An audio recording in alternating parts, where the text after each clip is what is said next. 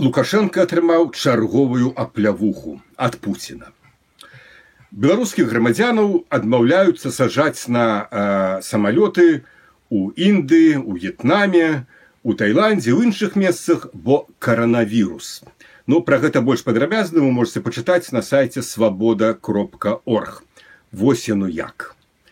Пад Волгай у акопах гнілі разам, а паміраць рускія браты беларусаў пакідаюць там, каля Гангу. Вось жа Александр Рыгорович, напэўна, вельмі здзівіўся, а дарэмна.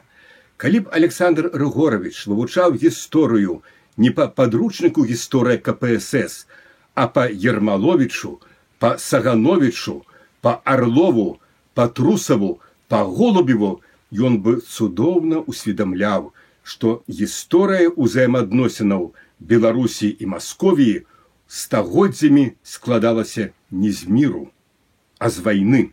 Ну, такая ўжо была гісторыя. І нашыя продкі не здзівіліся б такім паводзінам расійскіх пілотаў і сцюардэс, а я перакананы, знайшлі б для іх пэўныя словы, якія я дазволю сябе тут не цытаваць. Як, зрэшты, знайшлі б яны пэўныя словы і для тых наіўных беларусаў, што ўсё яшчэ вераць у нейкое союзное государство. Подписывайтесь на канал Свобода Премиум, канал Радио Свобода, заходите на наш сайт svoboda.org.